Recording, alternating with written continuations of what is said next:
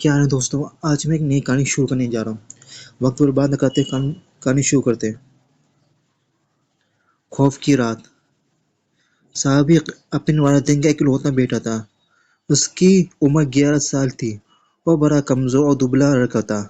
اس کی صورت دیکھ کر یوں لگتا جیسے کہ وہ ابھی رو پڑے گا۔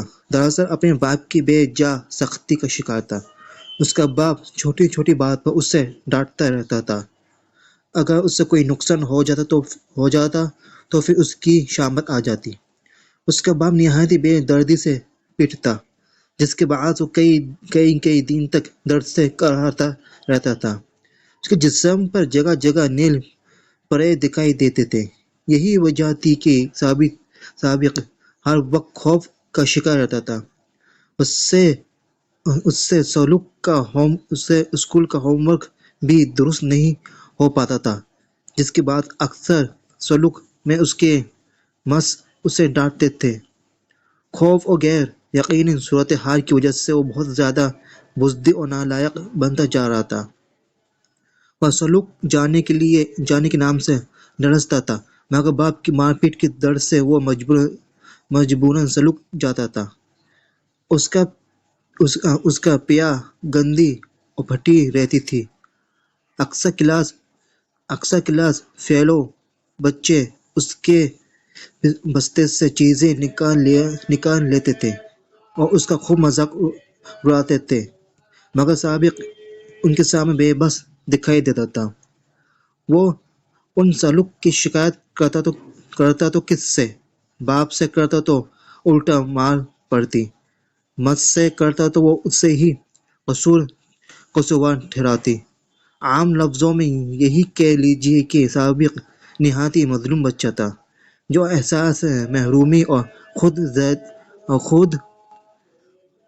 خود اذیتی میں مبتلا ہو چکا تھا۔ اس کے حالات کی طرف نہ تو اس کی ماں غور کرتی تھی اور نہ ہی اس کا باپ۔ ان دونوں کا صرف یہی تقاضا تھا کہ وہ دل لگا کر پڑھے اور گھر کی چیزوں کا نقصان نہ کرے۔ سابق سے ہونے والی مناسب سلوک اس کی شخصیت مسخ کر دی تھی۔ وہ اکثر چھوٹے جانوروں سے کھیلتا ہوا دکھائی دیتا تھا اور پھر انہیں بے دردی سے ہلاک کر دیا کرتا۔ اس نے کئی بلیاں، خرگوش، طوطے اور دیگر چھوٹے جانور ہلاک کر دیے تھے۔ والدین اس کی ان حرکات سے بے خبر تھے۔ دن بھر کی ڈانٹ ڈپٹ کے بعد رات کو بستر پر بھی خوف زدہ رہتا تھا۔ اسے دیر تک نیند نہیں آتی تھی اور وہ ادھر ادھر کروٹیں بدلتا رہتا۔ لیٹے لیٹے اسے عجیب و غریب احساس اپنے گھر میں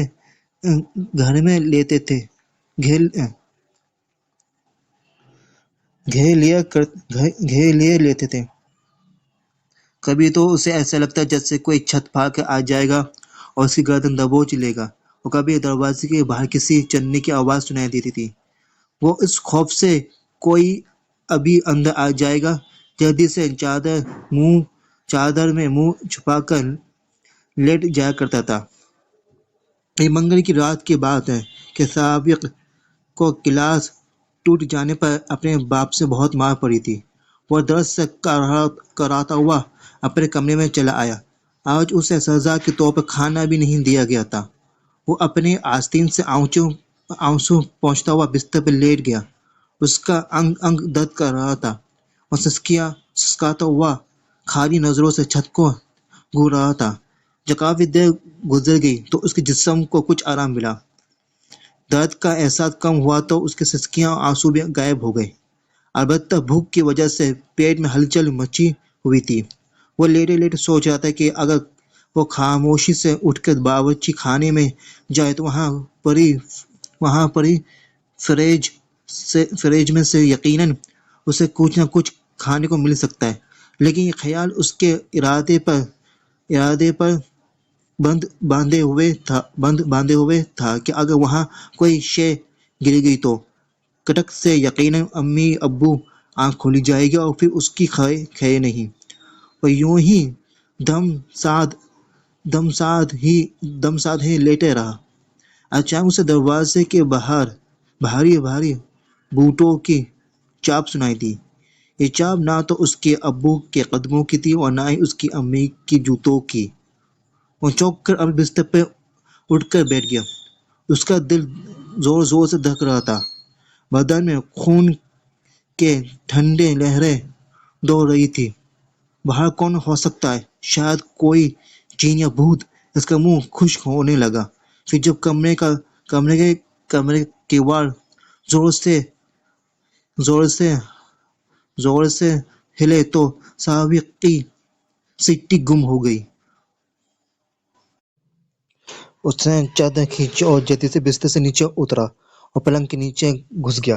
اس نے چادر سے اپنے آپ کو لپیٹ رکھا تھا۔ دروازہ زور زور سے ہل رہا تھا، جیسے کوئی دروازہ کھول کے اندر آنے کی کوشش کر رہا ہو۔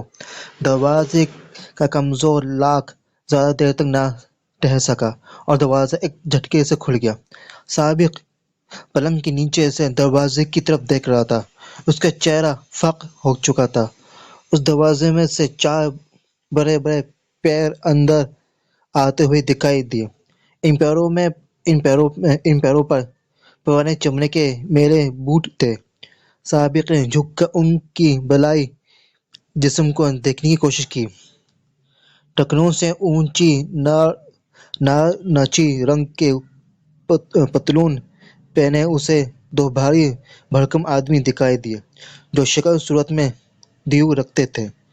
دونوں کے جسم بے حد فربا تھے اور پیٹ ٹونڈ باہر نکلی پڑی تھی، جیسے انہوں نے بیلٹ کے ذریعے باندھ رکھا تھا۔ ایک آدمی کے بال اور داڑھی ٹماٹر جیسے سرخ رنگ کی تھی۔ موٹے موٹے ہونٹ لٹکے ہوئے تھے۔ ڈھیرے مٹھیرے گندے دانت ہونٹوں کے اوپر دکھائی دے رہے تھے، جبکہ دوسرا آدمی کچھ زیادہ عجیب تھا۔ اس کے بال اور داڑھی کا رنگ گہرا نیلا تھا۔ اس کا باقی حلیہ پہلے آدمی جیسا ہی تھا۔ دونوں سروں پر کھلے والی ٹوپیاں پہنے رکھی تھیں۔ وہ دونوں اندر داخل ہو کر ادھر ادھر دیکھنے لگے۔ سابق سوچ رہا تھا کہ یہ شور شرابہ سن کر اس آدمی کے امی ابو جگے ہوں گے، وہ ابھی آتے ہی ہوں گے، مگر ایسا کچھ نہیں ہوا۔ وہ دونوں سابق کے بستر کی طرف بڑھے۔ سابق بستر خالی پا کر ایک آدمی بولا، لڑکا بستر میں نہیں ہے، ڈھونڈو، یہیں کہیں چھپا ہوا ہے، مجھے اس کی بو محسوس ہو رہی ہے۔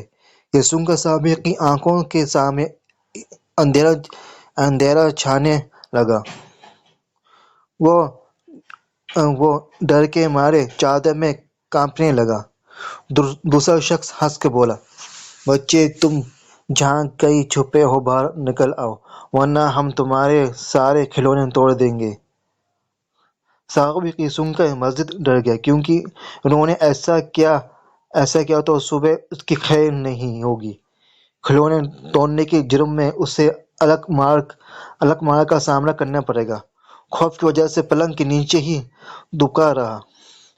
اس آدمی نے واقعی ویسا ہی کیا جیسے کہا تھا۔ اس نے شیلف میں رکھے ہوئے سابق کے قیمتی کھلونے نکالے اور زور زور سے زمین پر پٹکنا شروع کر دیا۔ کھلونوں میں سے ٹکراتا اور خوفناک آواز ٹوٹ کر پاش ہو جاتا۔ نیلا ڈالی والا، اس نے سارے کھلونے اور کتابیں نکال کر زمین پر پھینک دی۔ سرخ ڈالی والے نے حد کر دی، اس نے چھٹ کر بڑا بلب پھوڑ ڈالا تھا۔ کمرے میں روشنی کم ہو گئی، اب صرف زیرو کا نیلا بلب بچا تھا۔ اگر وہ بھی ٹوٹ جاتا تو سابق کو کچھ دکھائی نہیں دیتا، پورا کمرہ اندھیرے میں ڈوب جاتا۔ لگتا ہے وہ بچے کمرے میں ہی نہیں، نیلی ڈالی والے نے اپنے ساتھی سے کہا، وہ یہی ہے، میری ناک اس کی بو سونگھ رہی ہے، اسے چیزوں کے پیچھے ڈھونڈو، احمق۔ سرخ ڈالی والے نے اسے ڈانٹ کر کہا۔ پھر دونوں کمرے میں بڑی چیزوں کے پیچھے اوپر نیچے سابق کو ڈھونڈنے لگے۔ جب سرخ داڑھی والا پلنگ کی طرف بڑھا تو سابق کی ٹانگوں میں سے جیسے ہی جان نکل گئی،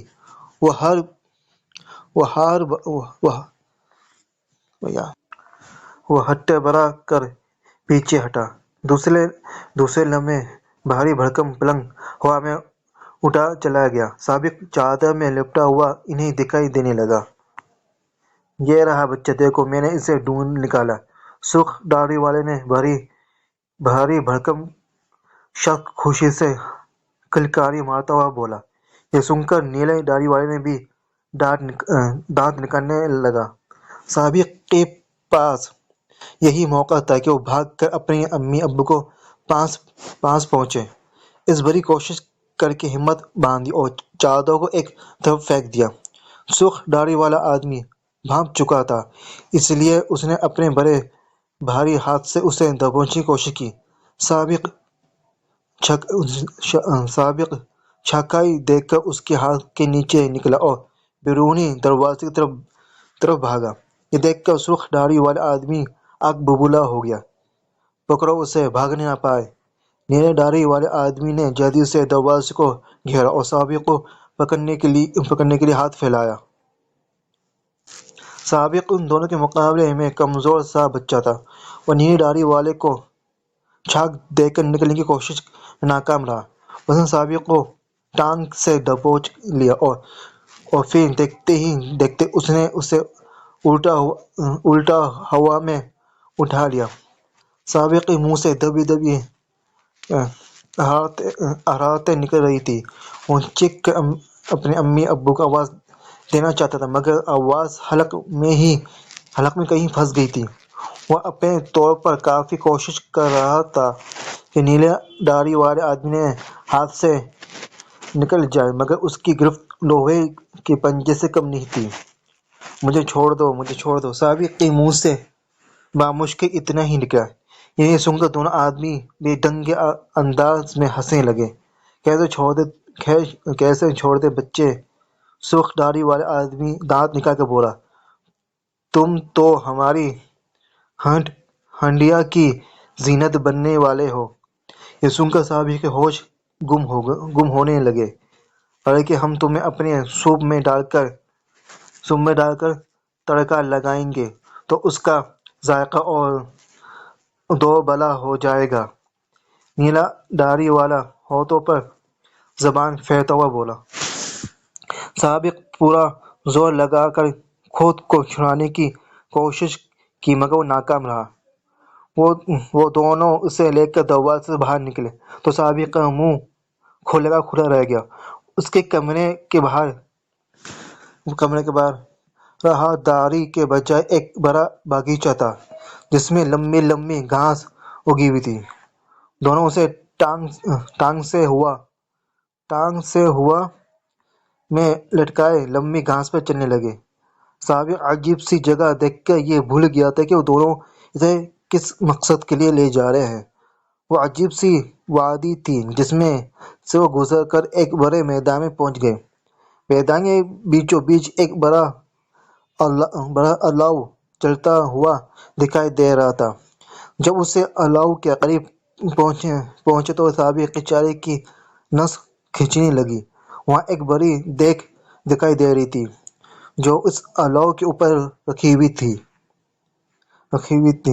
اس میں کچھ پک رہا تھا اور بھاپ کے پھپھولے دیگ کے منہ سے اٹھ رہے تھے۔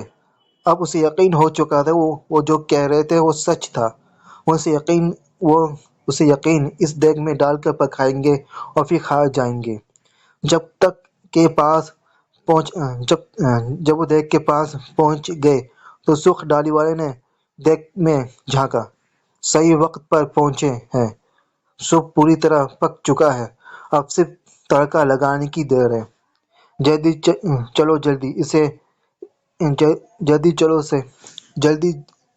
جلدی سے اسے دیگ میں ڈالو تاکہ ہمارے کھانے مکمل ہو جائے۔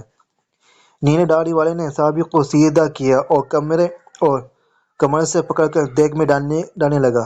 سابق کی نظر دیگ کے اندر پڑی تو اس نے دیکھا کہ وہاں انسانی کھوپڑی اور دوسری ہڈیاں خواب میں ابھر رہی تھی۔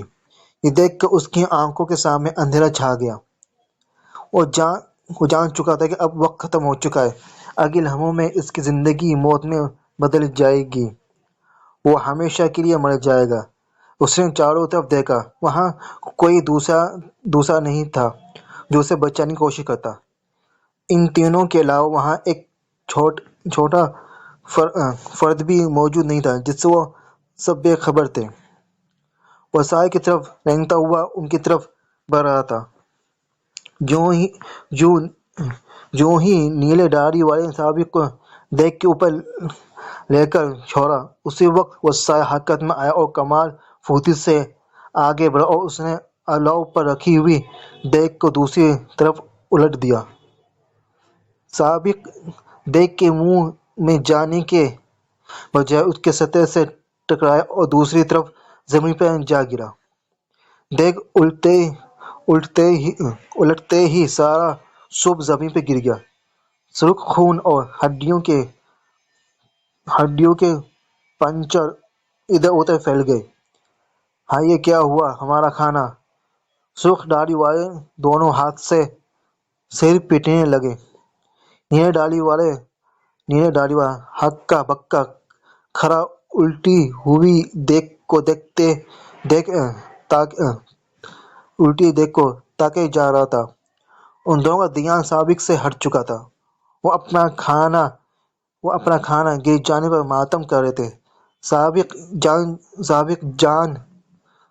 جان بچ جانے پر خوش تھا، مگر وہی بیٹھ تماشا دیکھ رہا تھا۔ اچانک اس کے بازو کسی نے دبوچا اور اپنی طرف کھینچا۔ سابق نے چونک کر ادھر دیکھا تو ایک ننھی لڑکی دکھائی دی جس نے نیلے رنگ کی پھولوں والی فراق پہن رہی تھی۔ وہ آنکھوں کے اشارے سے اسے وہاں سے نکلنے کو کہہ رہی تھی۔ سابق غیر ارادی طور پر اٹھا اور اس کے ساتھ بھاگنے لگا۔ موٹے آدمی آس پاس میں رہ رہے تھے کہ تم نے دیگ کیوں گرائی؟ جب سابق اس لڑکی کے ساتھ کافی دور نکل آیا تو اس کے اوسان بحال ہوئے، تو اس نے پوچھا، تم کون ہو اور کہاں سے آئی ہو؟ وہ لڑکی مسکرائی اور بولی، میرا نام امید ہے اور میں تمہارے ساتھ ہی رہتی ہوں۔ میرے ہی وجہ سے تم ہر ڈر اور خوف کو بھول جاتے ہو۔ سابق حیرت سے اسے دیکھنے لگا۔ اس کی سمجھ میں کچھ نہیں آیا تھا۔ وہ اس کی حیران صورت دیکھ کر بولی، میں جب اپنی کرنیں تمہارے وجود پہ پھیلاتی ہوں تو تم پہلے جیسے خوش ہو جاتے ہو، مگر تم اندھیروں میں بھٹکتے رہتے ہو، جس کی وجہ سے میں کمزور ہو جاتی ہوں۔ اگر تم مجھے طاقت دو تو تم سے نہ کوئی غلطی ہوگی اور نہ ہی تمہیں خوف ستائے گا۔ سابق کو کچھ سمجھ میں آ رہا تھا۔ اس نے اس سے ڈھیر باتیں اور شکایتیں کی۔ امید نے اس کے حوصلے کو بلند کیا۔ جب وہ دونوں گھر پہنچے تو صبح ہو چکی تھی۔ اسی وقت سابق کو اپنی امی ابو کی آواز سنائی دی، اٹھو صبح ہو چکی ہے، سکول جانا ہے، جلدی سے منہ ہاتھ دھو لو۔ سابق نے آنکھیں کھول کر دیکھا تو وہ اپنے بستر پہ لیٹا ہوا تھا۔ وہ سوچ رہا تھا کہ کتنا بھیانک خواب تھا، مگر امید بڑی پیاری تھی جس نے سارا خوف اور ڈر اس کے اندر سے نکال ڈالا تھا۔